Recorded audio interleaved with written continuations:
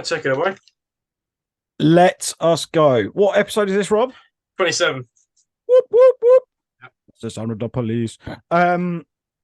Welcome everyone to episode 27 of Heresy Hammer. It's been a hot minute since we've done a main show, hasn't it, Rob? Yeah, it's actually been, I think it's been a month, just Yes. because of the way that the main shows have fallen, but also, I mean, we have met since then because we obviously had our event and we've done several tacticals, but for the main show, it's been an entire month basically. Oh, and we are so sorry. As Rob has said, Rob, by the way, at Metas Miniatures, if he needs an introduction, which he doesn't, I need, I think, 34% of the introduction that Rob does. My name is John. I'm at D6 underscore miniatures on Instagram and now on Threads as well. Threads. What a lovely time over on Threads. It's just such a hotbed of niceties currently because Yeah, a, I can believe that. a lot of the awful people haven't found it yet. So I'm sure they'll be coming along. Yeah. So, as Rob has said, we've been incredibly busy getting ready for the final event in the Actium series, which we had weekend before last. Yeah. Which went off brilliantly. So, we are not done with the Mandragon sector. We are revisiting there for my event back in in the end of September. So, and I think we're talking about maybe trying to get another event into the calendar for my aim and ambition is to do the Royal Rumble, which will be Primarchs will be a necessity. Mandatory Primarchs. Yeah, but I've got to think about those poor Mechanicum players, right? And I need to think about whether custodies are allowed. So there's lots to consider with it, but keep an eye out because I think I will try and book the venue maybe tomorrow or the day after, and hopefully have it around November, maybe late November. So kind of 6 weeks after your event. So keep an eye out on the socials for tickets. Oh, we'll talk more about tickets in a short while. But firstly, before we get going, we've got quite a packed show to get through this time around. We are actually we are going to skim over the news just because we've just got so much other stuff to get in touch with. We're going to do a real deep dive today on the Zone Mortalis rules and how that can really affect your Heresy gaming experience.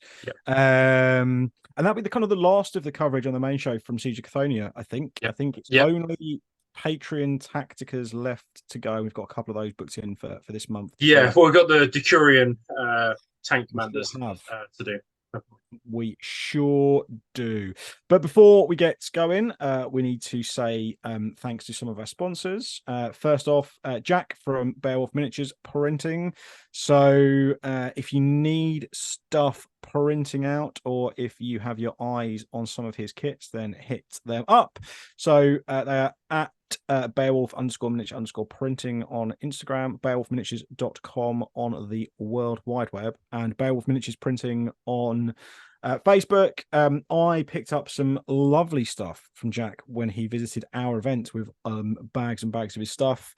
Some Mark 6 chain axe equipped arms for some Inductor for my Sons of Horus, which were absolutely brilliant. Stuck them onto their respective bodies last night. They look absolutely fantastic. Sorry.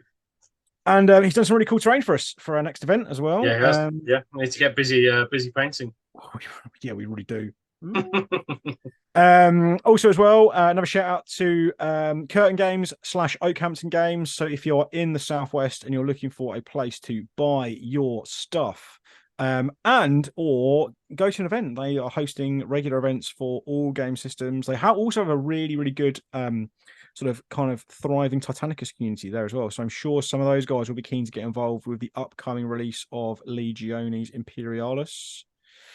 So check those guys out. curtaingames.co.uk. They've got a really good web store. They're at Curtain Games, and facebook.com. They also gave us some great prizes. They gave us a nice cheeky little £30 voucher at our event our last event, which filled one.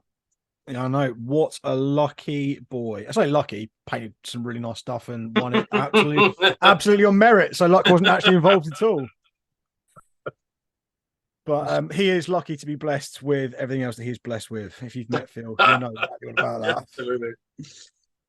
And also a huge shout out to Cryptic Cabin, long time sponsor of the show. If you are based in and around the M4 corridor, and again you need somewhere to play and buy stuff, then go and hit those guys up too. They will also offer nationwide shipping on all of their stuff, well priced, and again have been very generous to us for events in the past as well. So huge shout out to the guys at Cryptic Cabin.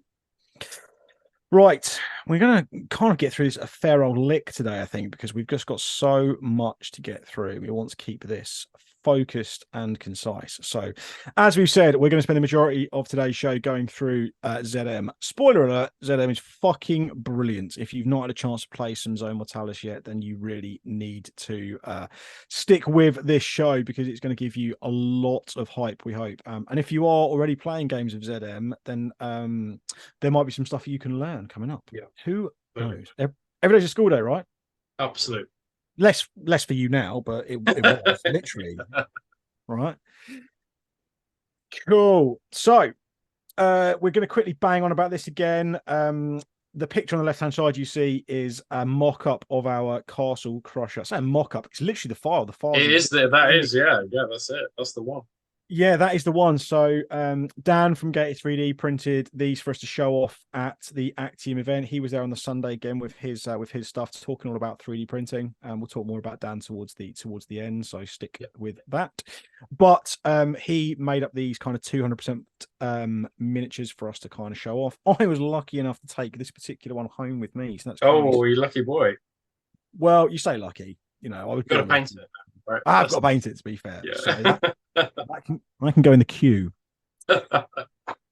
And what a queue it is. So if you have been living under a rock whilst watching our shows for the last sort of few months, you may or may not know that we have commissioned this absolutely wonderfully modular kit from Wilf Diverging Realm, a custom Castle Crusher miniature. I say miniature, you actually get 2 miniatures in the complete kit, right? Plus, you do. You can make 2 minis with it. You can. One cloaked, one not, one helmeted, one not, plus a plethora of weapon options. I think there's 24 pieces, 20 pieces. I think it's close to 30, I think, even close to 30 pieces altogether that you get. The quality is absolutely wild. And if you subscribe to the Heresy Patreon at the top Praetor tier for the next consecutive 6 months, you will receive this miniature just in time for Christmas. Absolutely. September will be the cutoff, though. So if you haven't signed up by September, you're not going to get him. You won't get it. So the last day of September will be the last opportunity to be able to get him. So, but there's also loads of other cool stuff over on the Patreon too. And if you, you're able to support us in any way possible, that's fantastic. I know the people that played at our event recently were particularly thankful, because that went into producing some really phenomenal terrain and some boards. And we've got 4 more boards to get ready for my event in September. We're really kind of pushing. Yeah, we do. with space and people. Yes, it has been quite the labour of love. So if you head over to Patreon and search for Heresy Hammer, you'll find our community there. We've got closing in for 150 people who offer regular support, which is so appreciated. Speaking of the events, even the basic tier at £3 a month will give you access to the Tactica shows that typically myself and Rob or Rob and Lee will do twice a month, so where we go into kind of more tactical depth of certain elements of the game. You'll also get all of the event materials we produce for every single event, so all the event packs, all the missions, all of the paraphernalia we produce. There's even a new set of Maelstrom cards that you produced for the Desolation of Axiom event, which are now also available for you to download. And because you're such a good guy, we've also got the print marks and stuff on there, so you can send them to a printer, have them printed out, and start using them in your games straight away. Absolutely. So I would say that the last tactical we did was about Legion synergies. It was good, right? Or Legion inducti synergies. So we did the hard yards for people. We did all the research that you could need and we found the combinations that we thought best with the particular Legion inducti. And the last 2 episodes we did the first 9 legions and the second 9. And yeah, we did the hard yards for you guys, so you don't have to. Absolutely right. Spoiler alert, some of them are bum. But if you need to find out which are pointless, and if your Legion maybe didn't fare quite so well, then you'll need to head over to Patreon. So patreon.com/Heresy Hammer. If you've got some pennies you can throw away, it's much appreciated. But we'll make sure you get phenomenal value back for those pennies. Absolutely. And here's him painted. This is the one that you painted a few weeks ago. It is, yeah. Yeah, looking really, really snazzy. I've got one that I'm currently about 2/3 of the way through in a Death Guard scheme. Which that would be really nice. I've also done, speaking of value, not only do Patreons get tactical videos, I also did a painting video about how to paint this glowing skull. So there are even painting videos on Heresy Hammer. Mate, what can't we do? I say, can't we do? What can't you do? And I can kind of ride your coattails on. Exactly. Okie dokie. So this was our regular feature, which is #HeresyHammer. So if you are on Instagram and you like posting pictures of stuff, or you like looking at pictures of stuff, then do a search for the #HeresyHammer, and we will feature some of our favorites. We've got closing in for, I think, 7,000 images on there now. So, and we can only show a handful each time. So we will get to as many as we can as quickly as we can. I think at some point we're going to have to do a #HeresyHammer special, right? Maybe in an upcoming video where we talk a bit about the evolution of painting within the Horus Heresy. That is coming. That is coming. I know you're particularly excited for that episode. Yeah, I really am really quite excited for that, despite the fact that I'm going to be somewhat outclassed in the painting stage. So I've chosen the #HeresyHammers for this time round. Right, Rob, I want you to speak about what your friend of mine, Barry, has been up to. Well, I mean, what can't Baz do? I mean, so we talk a lot about 3D printing on this show, and but there is still a place for traditional green stuff sculpting. Especially analog miniatures production, right? Yeah, that's a good way to describe it, right? And nobody does it better than Baz. You know, you will find the best painters in the world go to Baz to convert particularly their Warhammer models. And what's he done? He's only gone and done a rework of the Lion, and you can see how much work has been involved with that, because the Lion is, and I converted him not too long ago. The Lion is a tricky model to do because he's got both arms kind of across his chest. Yeah. The pose is quite difficult to rework, and requires a lot of green stuffing. And you can see what a wonderful job he's done. And it's just so damn crisp. I mean, that's the thing. It's just so crisp. Yeah. You know, when you look at someone and think, you're such a talented bastard. Yeah, and he's a superb painter as well. Baz does offer green stuff courses. And me and Paul had a 1 to 2 session with him last year, and it was worth every single penny. So if you are interested in upping your green stuff game, he does 1-to-1 sessions, 1 small sessions. I'm sure you could get him to come down to your club for a weekend or whatever. He of course charges a fee, but it is worth its weight in gold. The best part I found was actually just reposing joints. That's the bit that I found most difficult before, and then Baz showed me how to do it, and now I can do it. So wonderful, right? Absolutely brilliant. Up your skill game, give Baz a shout. It's just so good, isn't it? Yeah. You know that some absolute hero is going to get this to paint. It's going to look fucking phenomenal, right? Yeah. Speaking of absolute heroes, I had the pleasure of meeting the gentleman who owns the army on the right hand side at the Desolation of Actium a couple of weeks ago. This belongs to a gentleman by the name of Tom, who is at Garfield_RFW on Instagram. This is the Iron Warriors list that he brought with him to your event. Yeah. And I picked this out because I think as far as armies go, this is such a good looking army. Yeah. Agreed. Yeah, it's great. Yeah, he's done an absolutely brilliant job with this, I think. Yeah, I think to be honest with you, the compression of this photo has not really done it justice. So you need to scoot over to Instagram and give him a follow because he's really smashed this. It's a really nice, like warm scheme for the Iron Warriors. And normally they're quite a cold legion, but there's a lot of Yeah, reds and browns going into yeah, the base coats, which really just make it, especially on like on like a cold table, as you see there. yeah, yeah. He's You done know, a brilliant job. Yeah. making something like that stand out, I think, is super impressive. He's moving on to some Space Wolves, I think, now, and I'm really keen to see what he does with Okay. those. Do that, yeah. Right, your friend of mine, Valko Hammer. What's he been up to?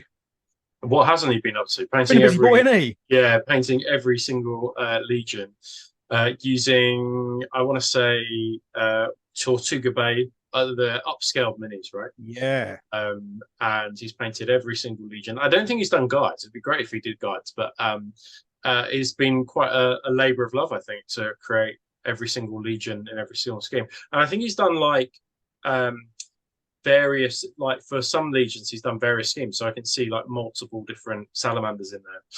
But he's got quite the collection. absolutely right. How can you just do one guy and not just be like, oh, I want to do an entire army of these? I This looks can't do it. brilliant. No, I could not do that. No way. Yeah. And my friend and yours, Postate Terrain, James. So I think this was the first time James has ever left Devon, maybe. to come to our event, and he bought a phenomenal looking It was Trace nuts. Militia army with him. Yeah. Yeah, it was nuts. I didn't have the who won the best army award? I can't remember. Chris Jen did with his Mechanicum, That's right. Well, I didn't which tell. was a deserving winner, by the Yeah, way. I didn't tell Oscillator Ray, but he was the very close second. Yeah. And it Now, was a really special army. I'm going to give James a backhanded compliment here, and I hope he appreciates it for what it is. But I think this is a really good example of what you can do if you're maybe not like a super confident painter, but you really nail a theme and some really kind of core techniques as well. Yeah. I think you can create a really good looking, like super cohesive, like this entire army, when you look at it as an army, really tells a story. Yeah. And I think that's what really stuck out to people at the event, was the fact that you could really, like, you just wanted it. You wanted to either play with it or play against it every time you kind of came across it. And I think, it's one of those armies where you stand back and go, oh, it's pretty good. Get closer.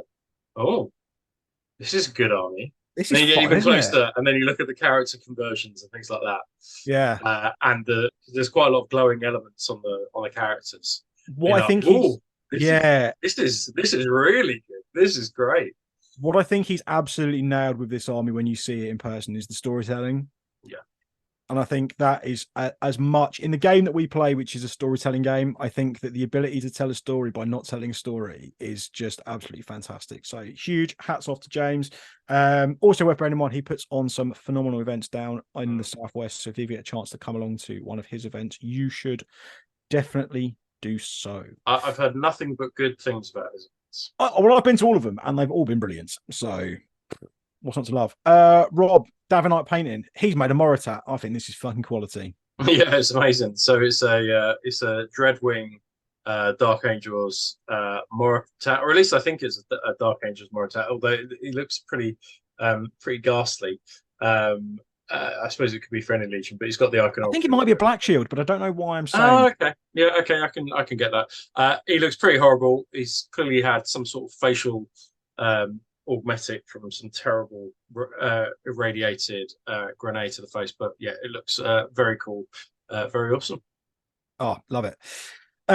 Siege Initiative's been working on some Predators. Obviously the King loadout there, but also yeah, and also a tank commander for each tank there as well. I know. Yeah, he's gone one better than I did. That's for damn sure. Who, in fact, let's be honest, twice, because I didn't create anything. But again, I think a really again, a really lovely way of creating a really striking scheme that's really quite, easy to kind of replicate. So I believe it's literally a contrast paint over a metallic rattle can pre-shade. I can believe that, yeah. Yeah. But just looks great, right? Yeah, it looks brilliant. And I think that you don't, like, particularly heresy schemes, they don't need to be massively complex, because you can do other things to make things interesting.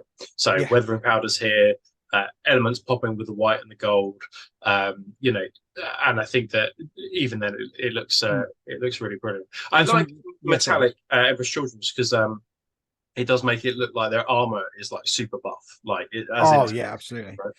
Gives that look. Yeah, and some really nice contrast with the gold, and some great decor work as well. So yeah, it's done a great job. Done really well. What about kid_dangerous117? Someone who I've not come across before until I started searching through the files. And I thought this really stood out to me as, again, another great bit of storytelling. Yeah, it's brilliant. Like the two phalanx blades, I think they're called. Just really menacing, very really gladiatorial, isn't it? I mean, that's down to. Yeah. And another great example of utilizing kits from some of the plastics from outside of the Heresy range as well. Yeah. I think he's done really super job. Some really good weathering. Blood effects done really well as well. He's obviously just butchered the absolute shit out of somebody, but without being kind of too over the top, which I think is very easy to do with blood effects. So give him a follow. He's clearly done incredibly well. Done a great job. Yeah, absolutely. Now we're going to move into some correspondence. So we've trying to get through some of the backlog of lists. Hopefully, we've managed to catch this one in time. Yeah, we have. Just not always something we can say, but in this instance, we can. So I'll quickly read Simon's email, and then we're going to have a quick run through of his list and see what we make of it. So, first things first, the obligatory pat on the back.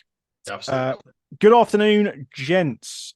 First of all, I would like to say I love the show. Thank you so much for listening and watching. And if you're watching this now and you're not already subscribed, why don't you just click the little subscribe button, maybe hit the bell, and maybe give us a little thumbs up. It all helps with Rob's enormous ego.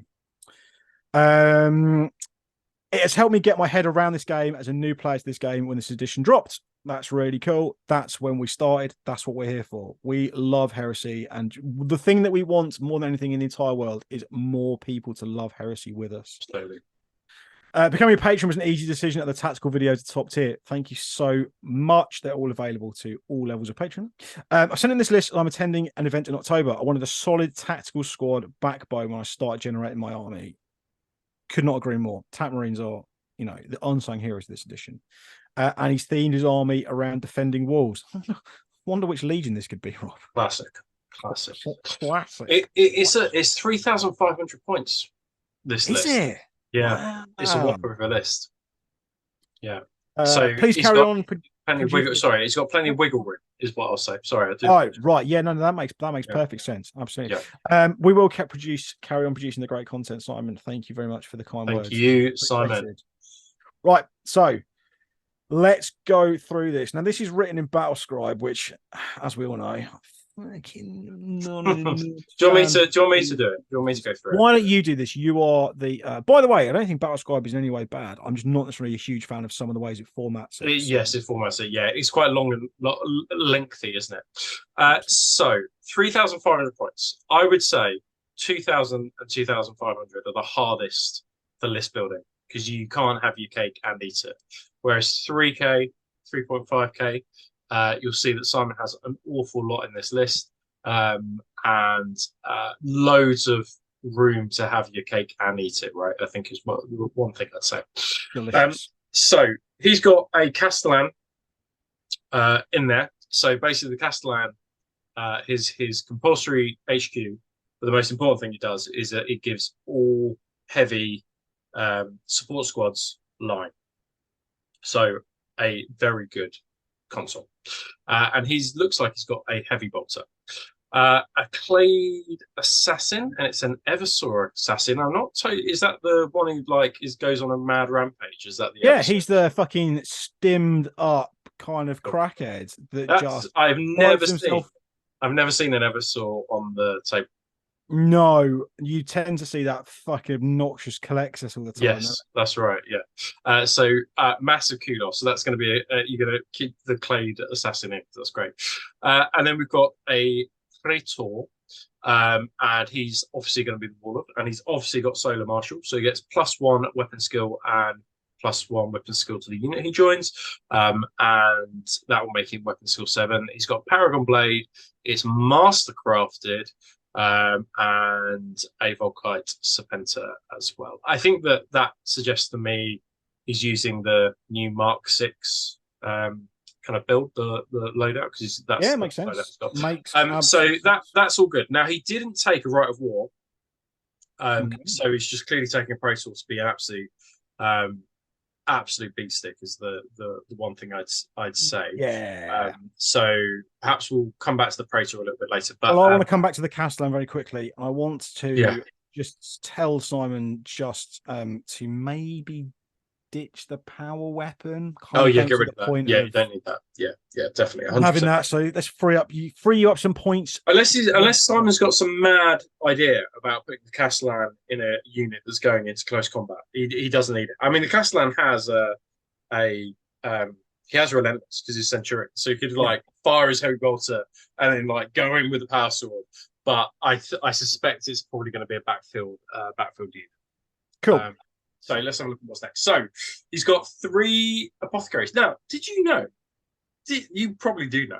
You can have up to 9 or maybe even 10 apothecaries in 10. there. Yeah, you buy one and you buy 9 friends. That crazy. I didn't know that. I still thought that there were 3 per elite slot. So that was absolutely amazing. So he's got 3 apothecaries. Now, my advice always is to give artificer armor to apothecaries because of Why, Rob? pesky things like nemesis bolters, um, and those precision shots on it. So I think just for that extra survivability, I think that maybe you could shave some points off. I'll talk about in a minute where maybe you could shave some points off. He's got a Contemptor Dreadnought Helm. It's got a Gravis bolt cannon, whoa, and a Gravis Power Fist. And then the other one's got a Gravis Melter Cannon and a Gravis Power Fist as well, with a Melter Gun built in. Any thoughts on that? I think he's probably got these builds already because I a would bolt cannon with a Havoc imagine launcher so. seems like a really radical choice for a Contemptor. Now, I would maybe say double Gravis bolt cannon. Yeah, I could maybe get behind, but even then, as we both know, I am a big fan of if you want a gunboat dreadnought, you just take a Castaferum, right? yeah, yeah, yeah. However, Yeah, a bolt cannon is still really sexy. it's very. I mean, it's a bold choice. Yeah. How many shots is it? 8 shots. 8 shots, so it's not to be sniffed at. Not to And on night fight, he would still be hitting on 2s. Yeah, well, Because exactly it's that. right? Absolutely. So that's something to consider. He's then got a squad of Templar Brethren. So he's got Vexilla in there, probably a wise choice. He's got Metal Bombs, even wiser choice, and he's also got Combat Shields as well. So that only gives a 6 up. So I think he's probably going to go and put an Apothecary in this unit. So that's a 6 up, 5 up. So I think that's probably a very wise choice. And then he's got an Architect Pistol. That's nice, just 5 points. And a Power Sword for the Sergeant. I would really consider giving that champion a fist. Yeah, I 100% could not agree more. I think if I'm being perfectly honest, I think that's an almost auto include now. Yeah, I think that you'll get great. I found that the Templar Brethren champion he's such more a working hero, for me than the actual like proper HQ choice. So definitely consider rip that power sword off and put a power fist on. Yeah, what I'm definitely not doing, by the way, is definitely not just quickly grabbing up the rules so I can quickly just excellent. Right, well, let's go to the next one, and now I will talk through that one. It's got a Cataphracti squad. just regular Terminator Cataphractii men's. Yeah, and then he's got them all with Solarite power box as well. And then he's got 2 with heavy flamers. Love it. And also Solarite power box as well. So that is quite a powerful, really strong unit. It doesn't look though like he's put any shields on the Cataphractii. They're rocking in with a 4-up rather than 3-up. He might already have them built. That might be the reason why. But if you have the points or the money or can rip the arms off, consider the shields, because that 3-up is really, really good. I'm a huge fan, by the way, of the double Cataphractii of heavy weapons, by the way. I think they are really fucking cool.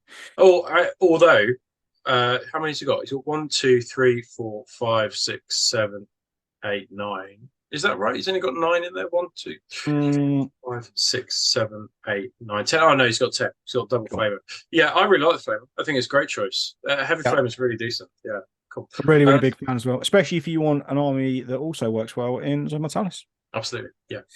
Let's have a look at the next one. So we've got Tac Squad. We won't go into too much detail, but basically it's a Tac Squad followed by another Tac Squad followed by another Tac Squad. No rhinos for them. No, he's got chain bayonets and vexillas, which I think are sensible as well. Yeah, and then a squad of rotor cannons with an Aubrey scanner as well. Interesting choice. I think the rotor cannons. We'll come back to those if he's got any heavy support slots left. But we will. Cool. Fast attack. Phalanx Water Squad. That's pretty cool. Is it in a rhino? It's in a rhino. Yeah, he's got a little rhino form with a multi-melter on. Yeah, so they can't assault out of it, but I think it's a nice cheap transport. They're a good defensive choice as well, right? I think so. Yeah. Let's not be around the bush as well. So I think that's pretty sensible. I already know what I'm going to say about this list. Do now, having seen what's in the heavy sports squad slots. So we've got a heavy sports squad. It looks to be a 5-man heavy sports squad with heavy bolters. I'm assuming the Castellan is going to go in with those guys. And we've also got a 10-man missile launcher squad, which I think is a great choice, especially with flyers, potentially seeing flyers as well. So it's also nice to see the fact that there's not las cannons in there. There's some missile launchers just a bit better. This I think is and a spy as well, really tooled up. So it's got the las cannon array, the flare shield, hunter killer missiles, the additional las cannon, a multi-melter, and searchlights. So there are definitely some things I know that I would suggest. What you give me your kind of couple of thoughts from you, John? What do you reckon? So, I personally would. So I'm going to put 2 and 2 together. Yeah, and I'm going to. I would imagine that the Solar Marshal Praetor goes with the Templar Brethren in the Spartan with an apothecary. So, right, okay, yes, I see. Okay.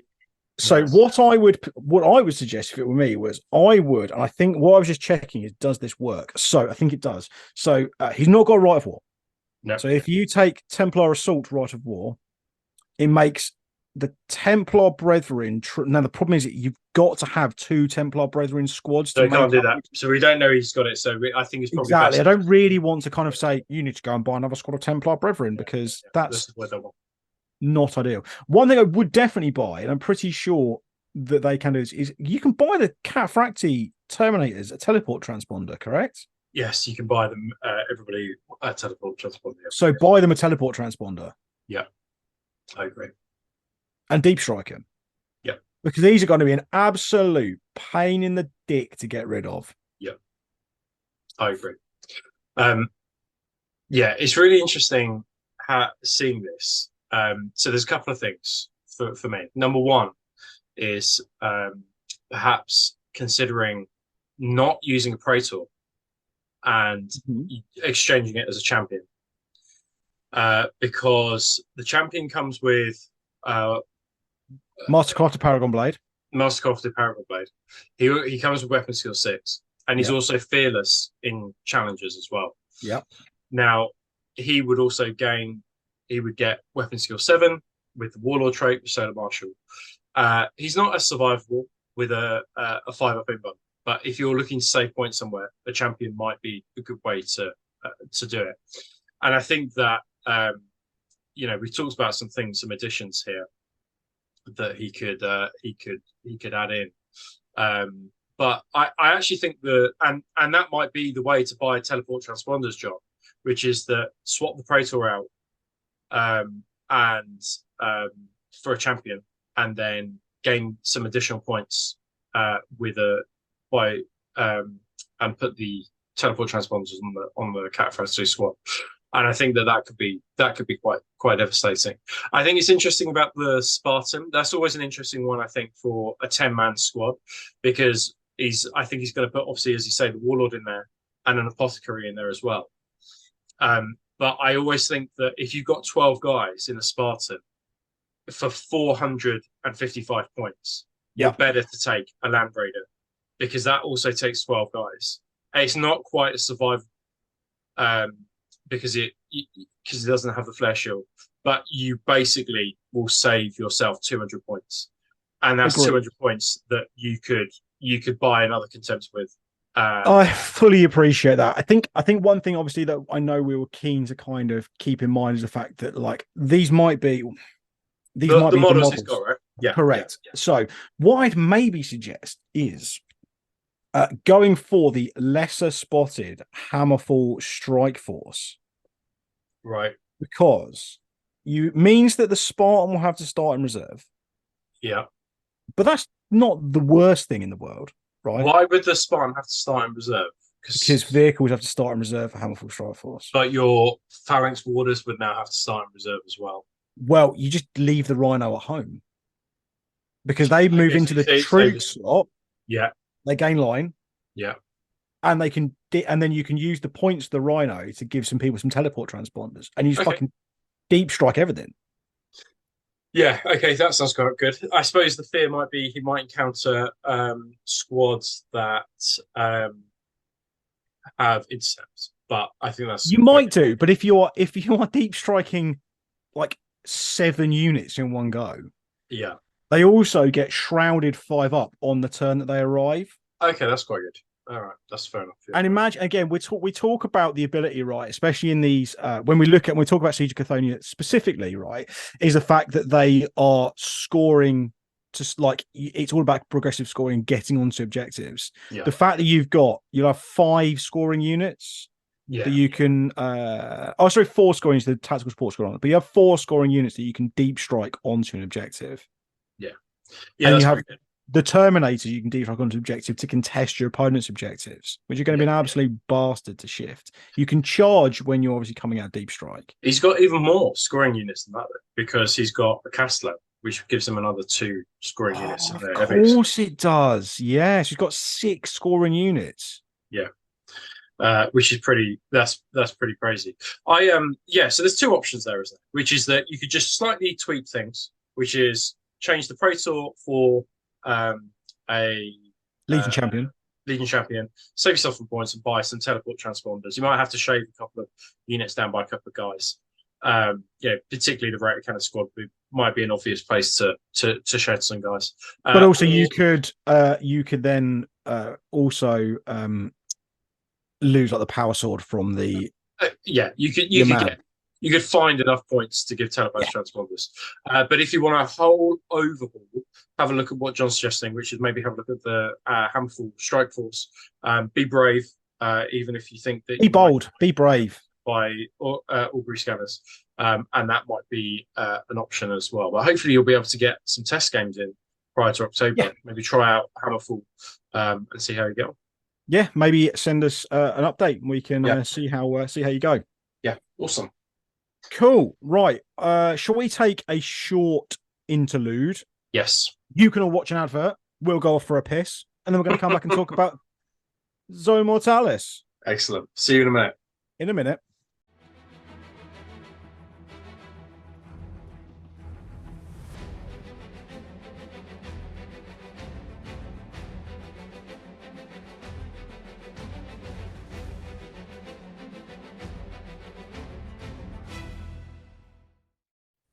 2 seconds.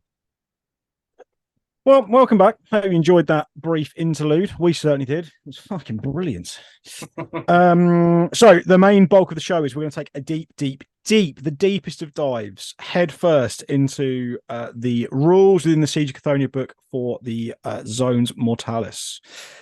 So ZM has been in the game for a long time now. But it was always, I think, viewed as just a slightly different way of playing the game. Whereas now I think it's completely evolved into its own super brilliant way of playing games of Horus Heresy. So what the Siege of Cathonia book has done is kind of completely rework the rules and how you are going to approach games within the confines of corridors, right? So the Zones Mortalis in the Siege of Cathonia is kind of used to represent the kind of the underworkings of the city of Cathonia, or the cities of Cathonia, but they can be used to represent ship to ship battles, you know, depths of kind of underhive worlds, or kind of like outposts, etc. So anything where you need to get inside a building as opposed to just fighting around it. Yeah, there's just two things I'd say, John, as well.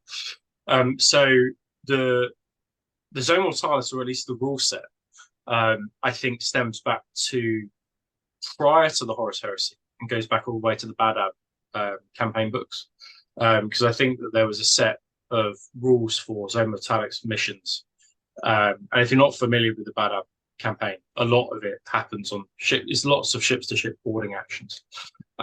So I think the rules by and large were developed there. But it's interesting, yeah, that you say about it being almost like a supplement to the main Horus Heresy game. And a part of that, I think I do wonder, is about the accessibility and the price around having a Zone Mortalis table.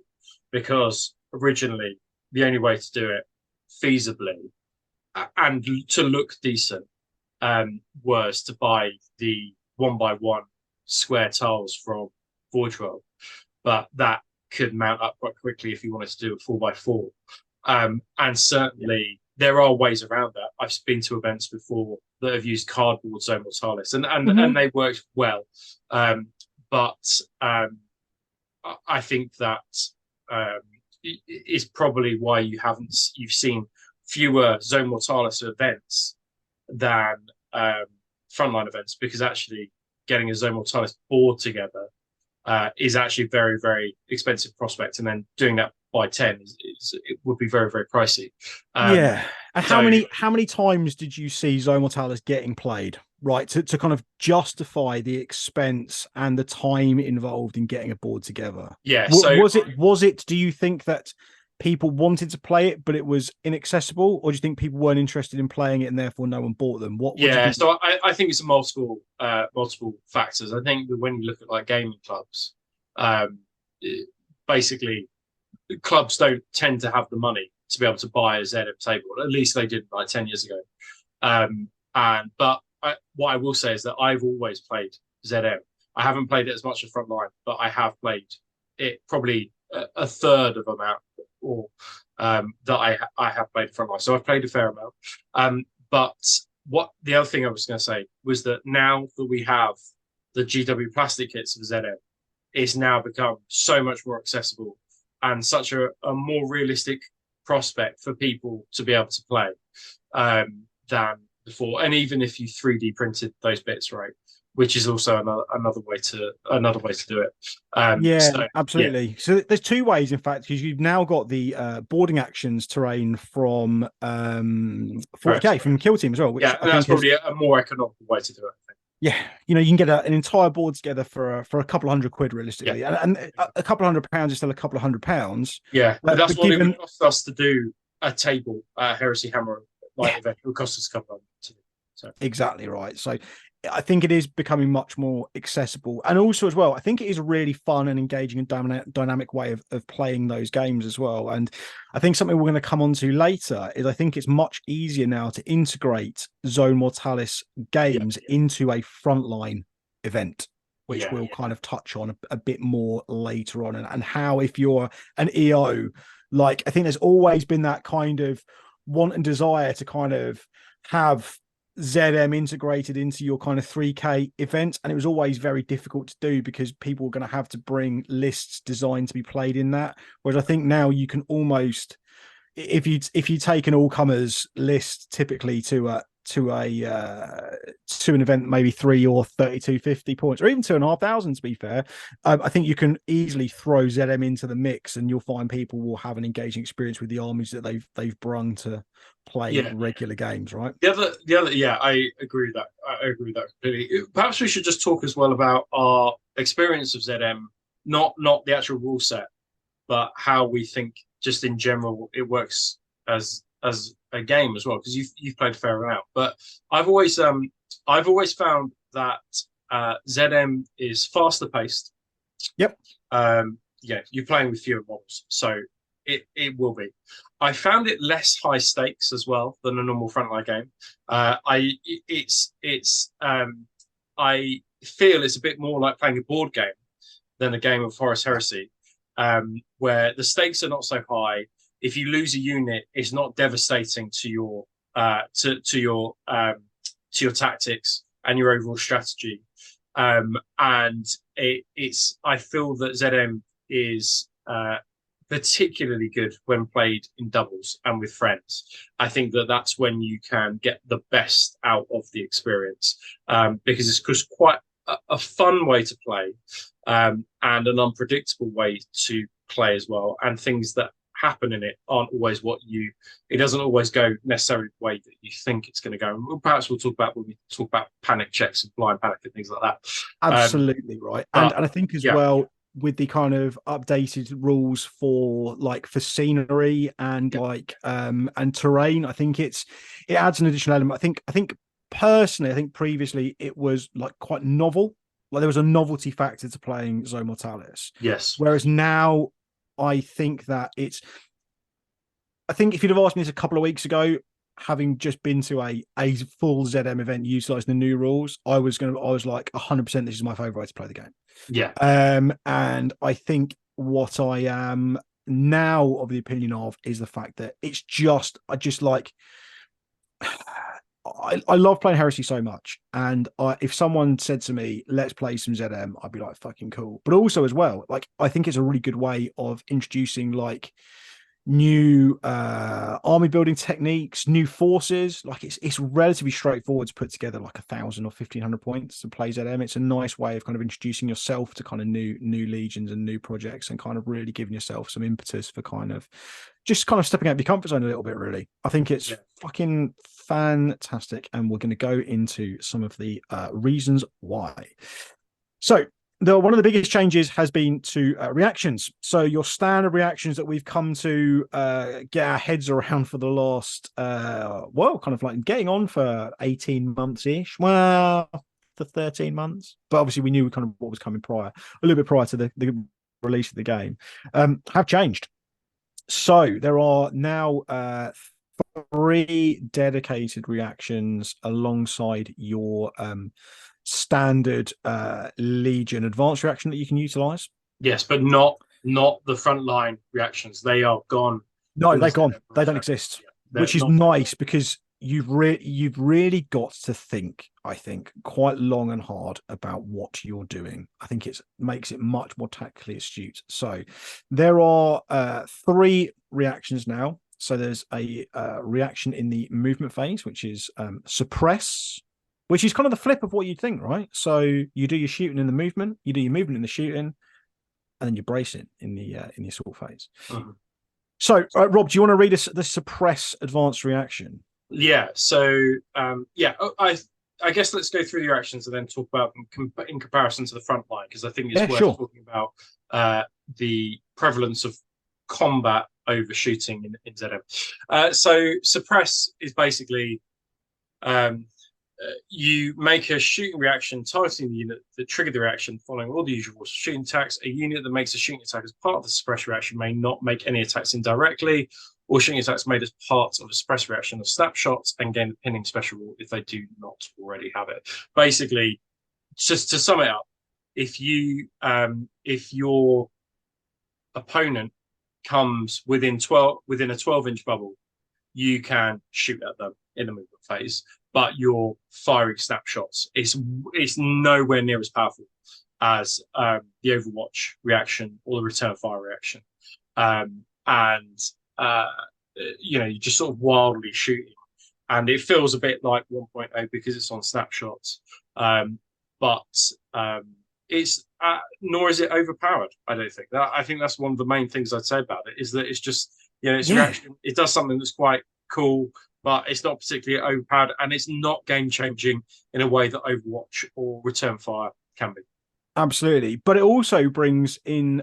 So I think what it also does quite nicely. I think it's very thematic. Like a unit appears from around a corner, and you just blindly open fire. Yeah, exactly. But also as well, some of the less favored weapon options that you tend to see. Like, when was the last time you saw a heavy flamer, heavy support squad in front line? Never. Yeah. Are you going to want to maybe consider taking one of those? Is that going to be a more powerful thing to utilize in ZM with a suppress reaction? Absolutely, right? Because you're going to be automatically hitting. Yeah, agreed. I think it's absolutely fantastic. And on the flip side of that, the shooting phase reaction is displace. So each model in the reacting unit may move a number of inches up to the highest unmodified initiative characteristic of any model in that unit. So someone opens fire on you, you can displace. So when resolving the shooting attack that triggered this reaction, all range and line of sight is measured to the reacting unit's new position, which is absolutely wild. So line of sight in ZM has always been and continues to be incredibly important because it's going to govern a lot of what you can kind of do, right? Yep. So you've got to really think about, am I going to use my guns? Is my unit of despoilers going to maybe forego its shitty bolt pistol attacks? Because am I going to then trigger a displace reaction that means that this unit is going to piss off and therefore make a charge more difficult or impossible? Yeah, I think that's a really good point there, John. And I think, again, it goes back to what we were saying, that I think that this is particularly a combat game, whereas I think the front line is more of a shooting game. I think certainly when we talk about, I think maybe say it's a close quarters game. But exactly as you say though, if you shoot at a unit that you then want to charge, that unit could be 4 or 5 inches away because it's used suppress. And I think that the reactions are kind of that reaction in particular is encouraging you to kind of get as close as possible in that scenario. I think the other one is that the displace is quite clever because it baits out shooting. And it means, if you have just a couple of models, in front of a wall, and then you move and hide behind it, that unit has then used its shooting for that round. It can't then target another unit. So you can quite cleverly bait out this reaction.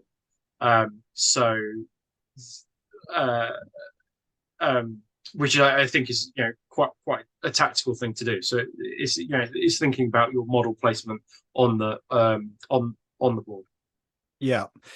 It is wild. So if, as a result of this movement, no models in the reacting units are within line of sight of any models in the triggering unit, the active player cannot choose a new target for their shooting attack. So it just baits it out, and you baited out that person shooting for that round. Away you go.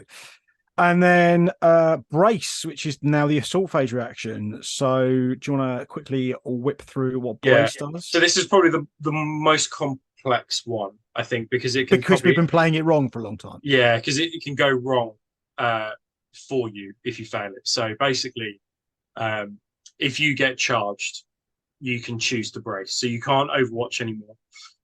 So brace is the only thing you do. So you make a morale check.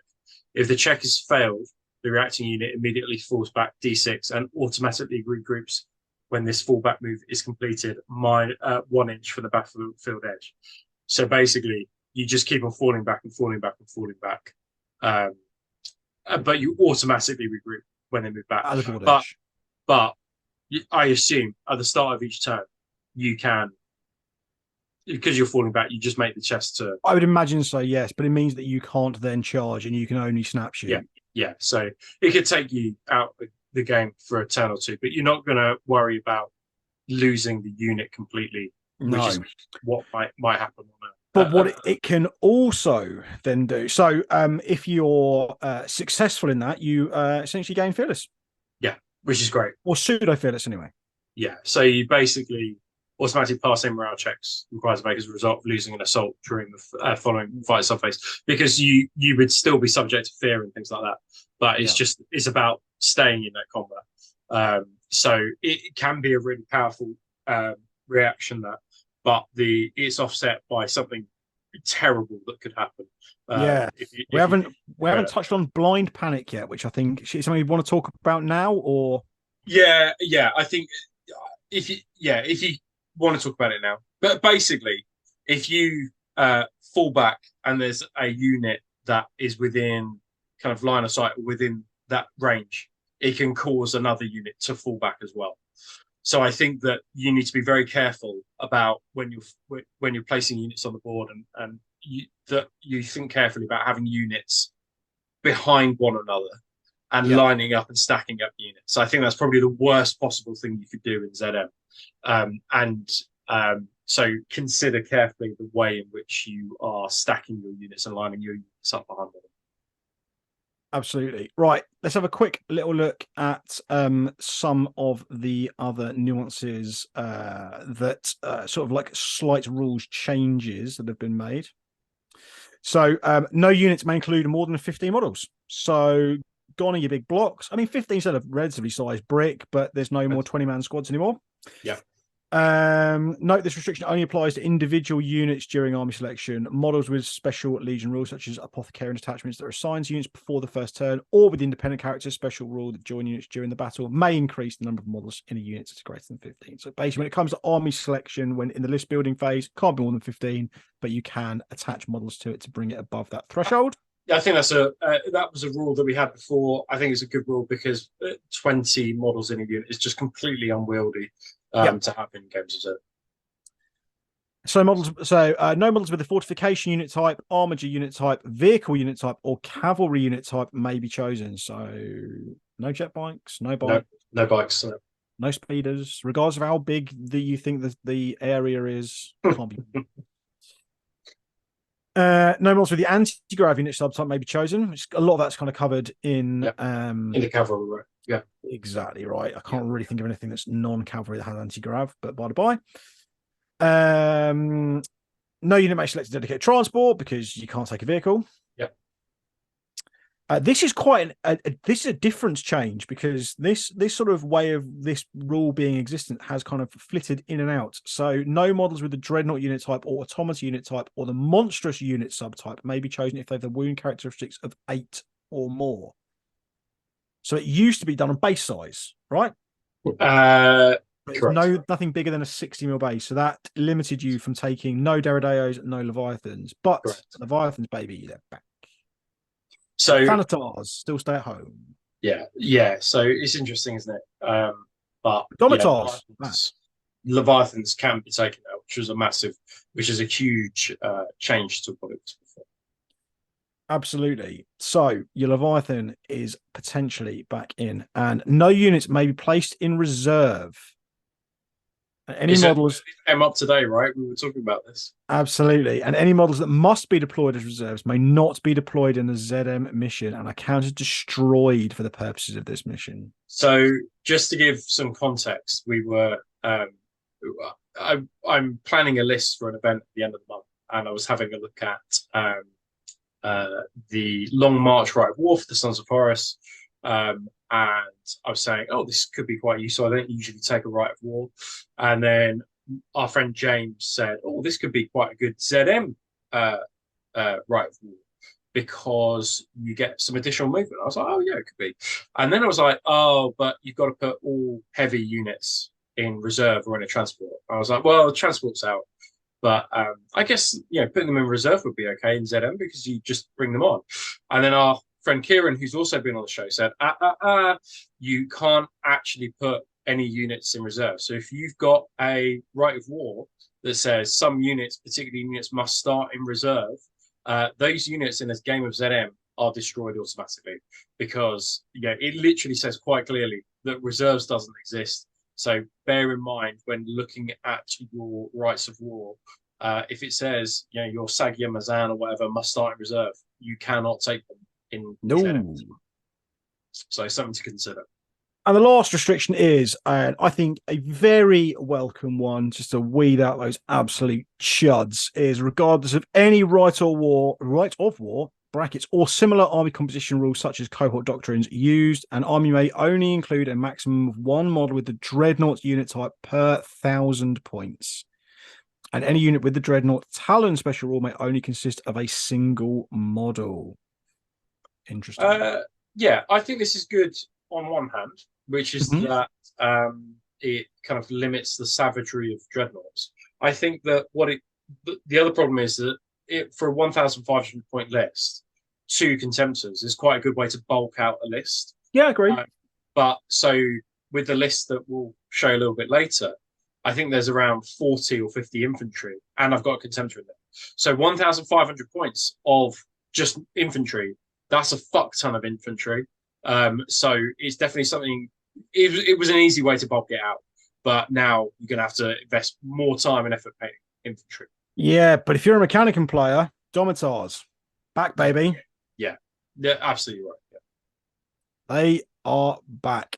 So, and that's a full 1,000 points, by the way. So even at 1,500 points. Yeah, only one. Yeah, good point. A 1,999 point list. Still only one. Got to fucking tweak it. Yeah. Give it a little tweak.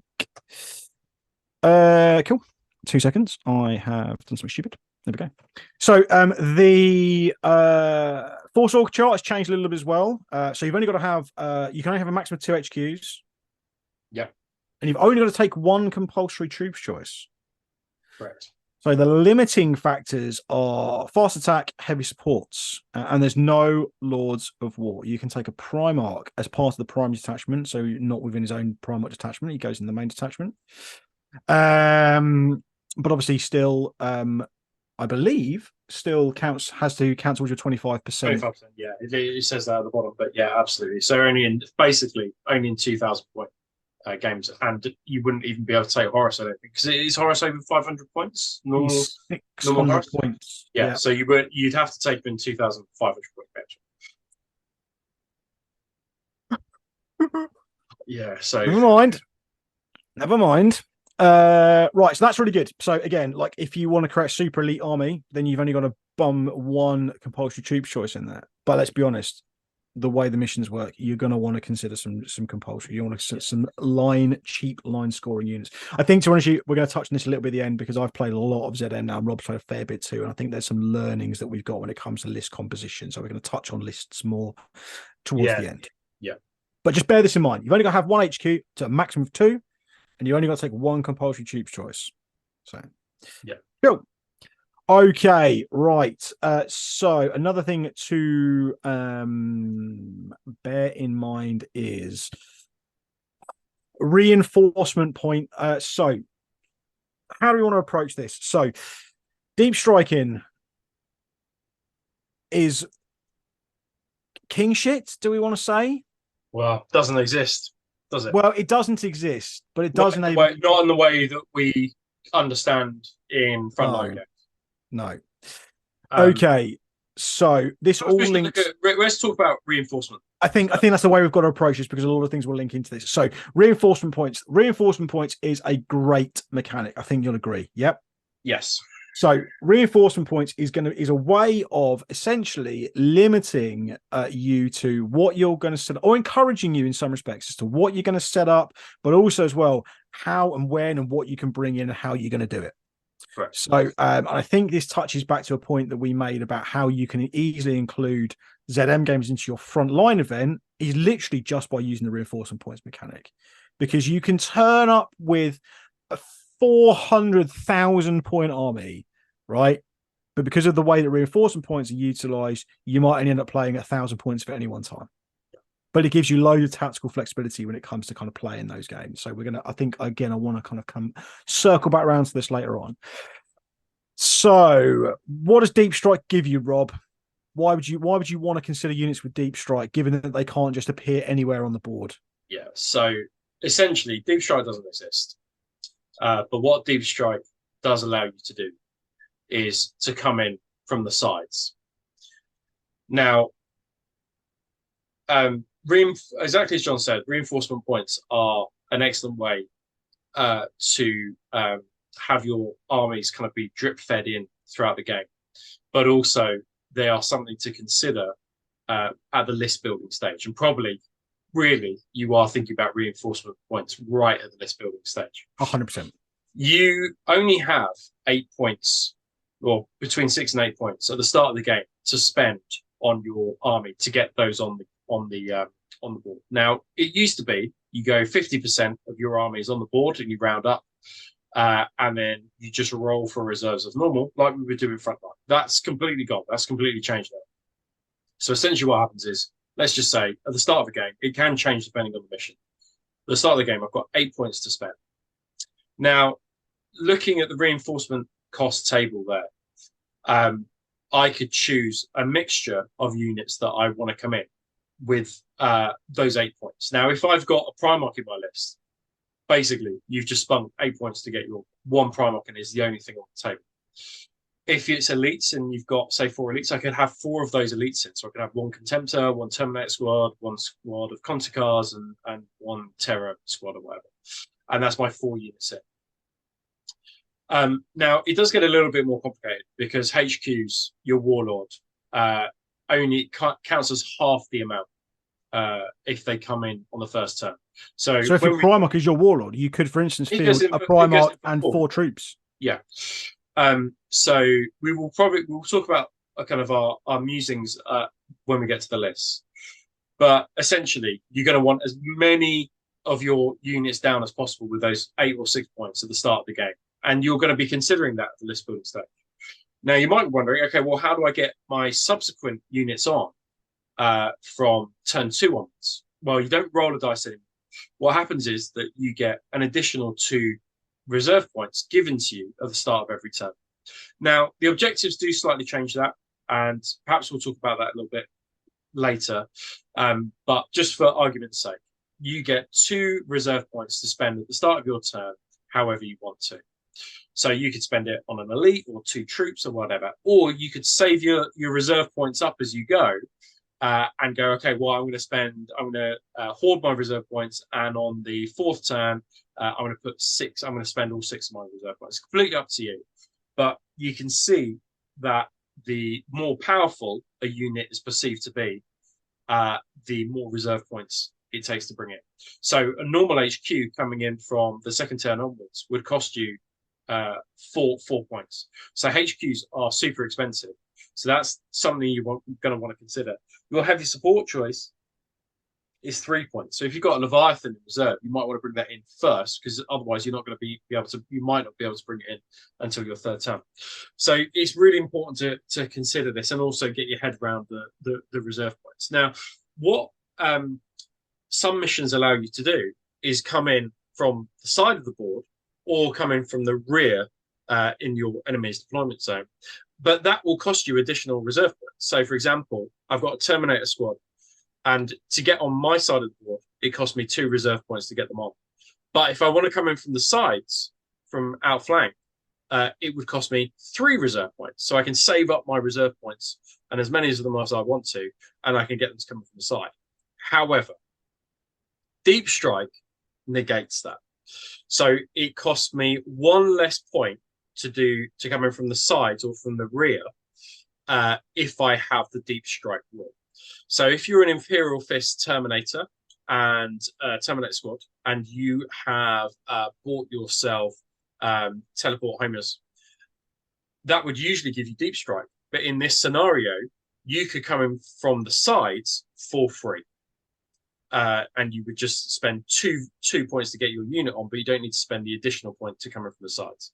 If you don't have the teleport homer upgrade, it would cost you 3 reserve points to come in from the side, and then I think it's an additional 2 to come in from the opponent's board. Yeah, it does depend on the mission, but that's a very crude and rough kind of way an explanation. You might want to rewind that part of the video and listen to that again. But I think for me, the most important bit here is that your reserve points and the way that you played the game in those 5 turns are linked to your list building. And I think that list building is now fundamentally an even more important element of ZM than it is in Frontline. That particularly is why I like it. So if your units come with Deep Strike natively, then you're laughing. If you're a Thousand Sons player and take Guard of the Crimson King, you can give up to 6 units Deep Strike, which is great because you'll be coming in from the side. So that's definitely something to consider. The other thing to consider is ceilings, isn't it, John? Do you want to tell us about ceilings? Yeah, so like I said, the battlefield of a Zones Mortalis is used to represent several things. So you might have the close confines of the upper decks of a capital ship that might have incredibly low ceilings, and that will prevent you from doing certain stuff, i.e. activating jump packs. Yeah. Okay, but you might be playing in a scenario where it's actually quite open. So there might be lots of, you might be in a position where I played a game the other day where we had large open areas designed to represent huge hangars where Thunderhawks and Stormbirds were landing, which we declared had no ceilings, but the corridors around them were to get to access points, ceilings. So again, you've got to be really kind of careful and think about, okay, right, well, where are these? How am I equipping these guys? What are they going to be able to do? Where are they going to come on? So, but for instance, like giving your guys jump packs, for instance, gives them deep strike. So even though they might be able to activate them, you can still remove some of the deficit for outflanking them by dropping their reinforcements down. So then you've got to think to yourself, well, is the ability to reduce their reinforcement point cost worth? Like, is the juice worth the squeeze when it comes to giving them jump packs? So it's really, really, really lovely and really nuanced, and it enables you to do some real, almost kind of like DMing of kind of your zones, right? So being like, well, this is the enclosed part, these are the kind of like, this is the apothecarian, but this hangar, for instance, has got huge big ceilings for working on these enormous crafts, so you guys can use your jump packs there. So really fucking cool. Reinforcement points is a great way of playing the game. I love it. Really, I think this is so good. Okay, so we're going to give you a bit of we're going to try to talk you through one of the missions. This will probably be the best way to explain Zone Mortalis, really. The visual medium. Step by step, right? Yeah. So this is sector control. This is played on a 4x4 and using what looks like the standard Dawn of War deployment map, right? So you get a 48x12 area to deploy into. So first things first, and this is quite common. This uses a lot of the kind of common kind of like secondaries and a common way of scoring victory points as well, right? And I think you'll see a lot of missions either be out of the books or custom missions that will probably take a lot of cues from this one because it's a really good way of playing. Yeah. Right, so objectives. Before any models are deployed, a single objective marker is placed as close to the center of the battlefield as possible, starting with the player without strategic advantage. Rob, strategic advantage. What's strategic advantage about? So everyone will know it as first turn, basically. Yep. Whoever has first turn is the person with the strategic advantage. There's been a significant change in the wording in Siege of Cathonia book to describe first turn now as the strategic advantage. In the main core missions, person who has strategic advantages also chooses whether there is night fight in effect, and it says it within the mission. So I don't believe night fight is a thing, although it might be a thing, but maybe I'll write in the comments and find out, or you guys can write in the comments and remind us whether night fight is a thing in ZM. Before we get into this, I want to quickly caveat and say that about 6 months ago we had some ZM rules in White Dwarf. They're done. Ignore those now. Ignore those. Yeah. Like this is the way to play. Yeah. So starting with the player without strategic advantage, each player takes turns placing a single objective marker elsewhere on the battlefield, no closer than 12 inches from another objective marker, and no closer than 6 inches from any battlefield edge, until there are a total of 6 objective markers on the battlefield. Once placed, each player must assign objectives unique number between 1 and 6. Now, it's worth saying as well, also think about where you, as the player with or without strategic advantage, are placing these objectives. Do you want to place them in your deployment zone? Can you get onto these and score these early game? Do you want to push your opponent back and go and get theirs, etc.? So this mission uses the following ZM secondary objectives: counter strike, Champion of Renown, and Blood Toll. We will have a look at those in a second. Those second. Don't worry, we're on it. We're on it. Rob's done a great job putting this PowerPoint together. Actually, I won't lie. Victory conditions at the end of each game turn, not player turn, game turn. Each player gains 1 victory point for each objective they control. Do we want to have a quick touch on how you control objectives in ZM? Yeah, so this has changed slightly, hasn't it? Which Yeah. is you've got to be touching the objective now. You have to be in base-to-base contact with the objective to both score and deny. Yeah. No, to deny it's only 3 inches. But apologies, you're right. Yes. But score is now you've got to be in base space, which is a complete change from front line. Which is really, really interesting. Yeah, real different change. So these victory points are kept even if that objective is lost later in the battle and contribute to the player's victory points total at the end of the battle. So it's escalating. So you're scoring there, much like we've been playing for what, a year? Yeah. Even the numbered objectives. We'll talk about the numbered objectives. Heresy Hammer leading the way yet again. Exactly. Perhaps some of the games designers have maybe taken some cues from our events. I think so. The player with the most victory points at the end of the battle is the winner. If the player with the same number of victory points, the battle ends in a draw. Funny enough. Right. Yeah.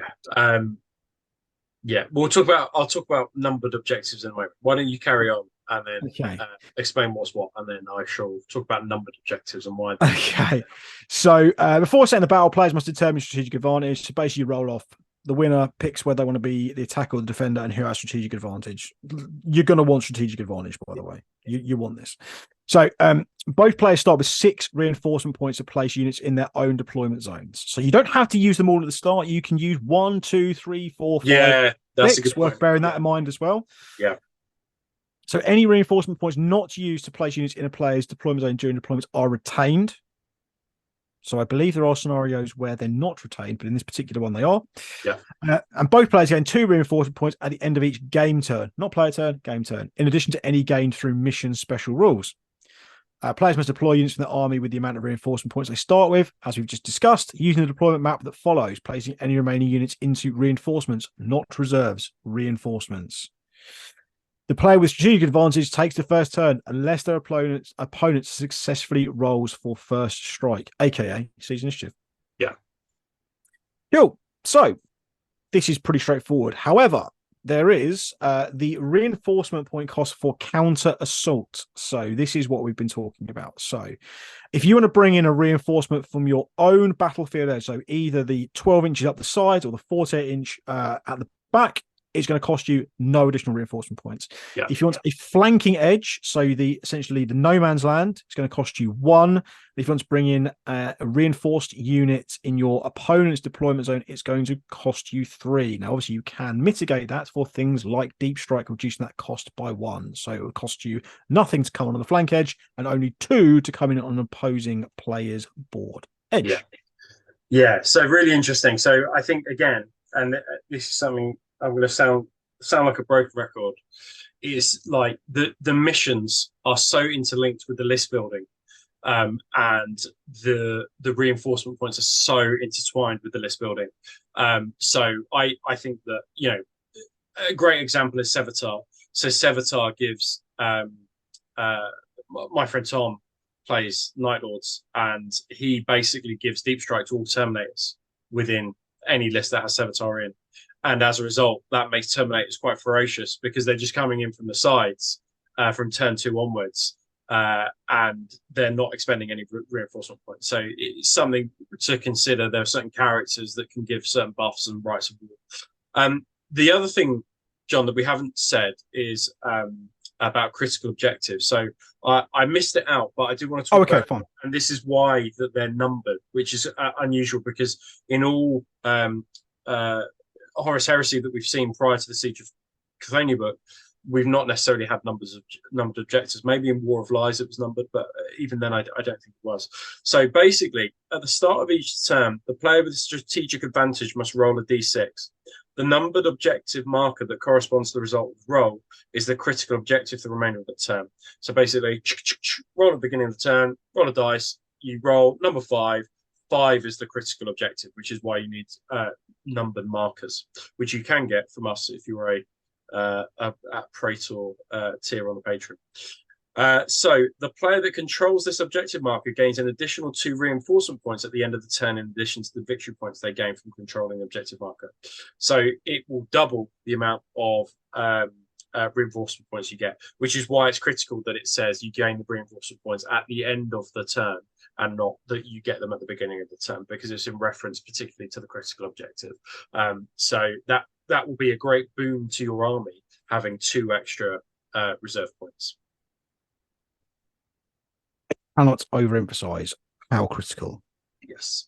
And then system override is, we won't go into it too much now, but basically it's the control of the doors. So if you didn't think that the game was complicated enough, basically system override allows you and your opponent to switch who controls the doors, and that can make a big difference with charges and shooting. So you really do want control. Not only that, you can crush a Primarch in a door. Oh yeah, 100%. Yeah, you can crush things in a door if they don't. Yeah, absolutely, 100%. So definitely make sure you check out those rules. But here are some of the critical things that we kind of talked about already. In fact, I think we've done everything apart from the secondary objectives there, John. Yeah, we have, yeah. So objective markers controlling them, only 1 unit you can control, and you have to be in base to base, and denial units have to be within 3 inches of the center of the objective marker. The critical objective we've just gone. Secondary, so we've got new secondaries. So counter strike, if 2 or more units from opposing forces are destroyed simultaneously, for example, at the same initiative step in an assault phase, then no player scores victory points for the secondary objective. So I didn't read the first fucking paragraph. Whoops. Yeah, the first paragraph is the player the player without strategic advantage gains 1 VP if the first unit of any kind to be completely destroyed during the battle belongs to the player with strategic advantage. So if you go second, you get first blood, you get counter strike. Bosh, away you go. Yeah. So again, it really just emphasizes get up in your opponent's shit. Yeah. Champions of renown for each enemy model with a character unit subtype, not independent character, that is removed as a casualty whilst fighting in a challenge, the controlling player scores 1 VP. So maybe have a little think about how good your guys are in challenges. Yeah. And if they want to accept or reject those challenges. Yeah. And then blood toll for each unit in an army selected as neither an HQ or elite's choice that is removed as a casualty, the opposing player scores 1 victory point. I like that. I think that's good. You get, you're getting rid of the pride of your legion, right? The HQ and the elites, they're strategically worth the most. So I like blood toll in particular. Cutting the head off the snake, right? Yeah, exactly. Cool. So list building. Okay, we've written some lists. These are our musings based on, and this is critical, is based on our own experiences. So to give a bit of backstory, I went to, we talked about Apostate Terrain back in the #Heresy Hammer section and his brilliant events. He actually put on a full ZM event a month ago, which I attended, and it was fucking brilliant. Kudos to him for doing 12, I think it's 11 or 12 boards of ZM for the weekend. Now that's insane. Like that is a feat and a half, isn't it? I know, one absolute hero. Well, one of them now lives with us as a Heresy Hammer board. Yes, it does, yeah. For future events. So thanks, James. I'm sure plenty of you will get a chance, hopefully, to play on that over the coming months and years. So one thing that I really learned from playing that game was you need cheap line that you do not give a shit about. What I wouldn't have given in the 4 games that I played over that weekend for a bare bones recon squad to sit on a backfield objective. Yeah, makes sense. I honestly, I would have given everything. Literally. Everything. Having to sit there with a Praetor and a unit of chieftains on a backfield objective doing nothing, or a Reaver squad sat on an objective was just absolutely heartbreaking. Yeah, very frustrating. So this links into something that, so we've got a group of us that are doing a ZM challenge over the course of the next 6 months. We're all producing a 1,500 point army to have a look at some games over Christmas. So, and I have chosen an army that I haven't really considered a great deal in 2.0 because I think they're considered one of the weaker legions. However, you're seeing with a lot of the kind of perceived weaker weaker. In inverted commas, legions actually have some things that really make them excel in Zone Mortalis. So this is based on my learnings so far. So I have got a Praetor, you'll only know it's 1 HQ, right? A Praetor in Terminator armor with a retinue command squad of 3 guys. So Chosen and Stand Bearer. Do you want to talk about why retinue so important? Retinue? Yeah. Going back to the reserve points, and I mentioned it before, your warlord, or the unit with your warlord in, if he comes on the board or is placed on the board in the first game turn, he counts as half the amount of reserve points. Right. Yep. So because the command squad shares the Force Org slot with your Praetor, your commander, your Delegatus, whatever, that means that you can get a scoring unit with your HQ and a bunch of dudes who are really good at close combat on for 2 reserve points. So I think that it is going to be a no-brainer whenever you see a list now for ZM that people are going to take 1 HQ slot, and that's going to be filled with a Delegatus or a Praetor with a command squad. And I think you're very, very rarely going to see people taking up the second HQ slot because it's going to cost you 4 reserve points to get it in. So it's a no-brainer to take a Praetor Delegatus with a command squad now. Yeah. I think they're almost an auto-include. Yeah. Not only that, but obviously the banner gives you line. Yeah. So the Praetor has got Right of War Guard of the Crimson King. Very good. Very clever. Yeah, and just a power weapon. Just a fucking bog standard power weapon. Probably a well, it would be a force weapon in this instance because it would just gets upgraded to force weapon. Yeah. For your Praetor? Yeah. I'm sad to say, I don't think Thousand Suns Praetors can take a force weapon.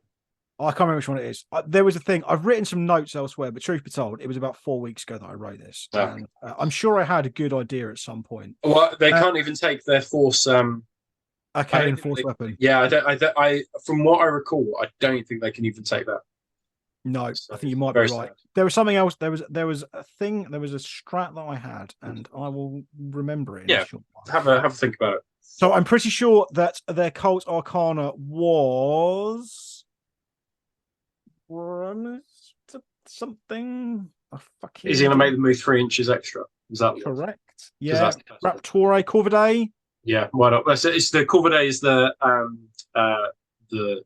it's not the one on your Praetor. You want the one that makes you move 3 extra inches. Correct. Yep, that's correct. That's the one. Yep, that's it. Yep, that's correct. Yep. So then movement 9. Yeah, that's correct. Line. Yeah. We've got the tactical squad as a compulsory troop. Mm-hmm. They have got tactical sergeant with it. They've all got asphyx bolters. Yeah. We've got asphyx bolters and a K Force maul on the tactical sergeant. We've then got 10 Legion Inductii. So these guys have got breaching bolt guns. You get them nice and cheap, those guys. Like, literally no upgrades, just the 10 dudes, right? Correct, Amundo. Yeah. Got 6 recon marines with shotguns. Mm-hmm. And I've got an augury scanner. Yeah. These guys are going to be sat on the backfield objective. And the idea being that if some cheeky little prawn comes on behind me, I can hopefully bam, bam, bam. Yeah. Shotgun them and hopefully concuss them. Yeah.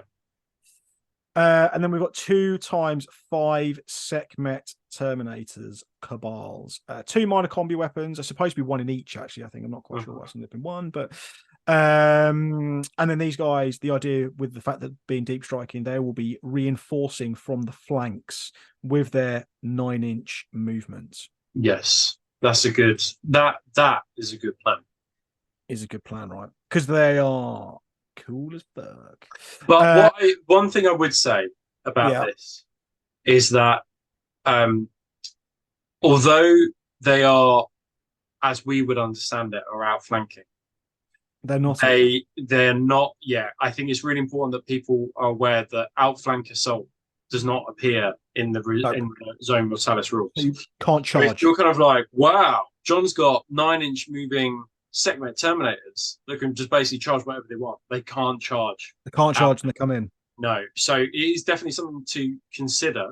But with this particular list, that extra 3 inches plus the fact they're coming from outflank will basically slingshot them almost, right into the center of the action center of the board. So that absolutely. And then we've got an Siren, Contemptuous Siren Dreadnought with Occult Arcana. He's upgraded to be a Magos. Mm-hmm. I think I'm probably going to give him Pyromancy. I think I'm probably going to give my Praetor Biomancy.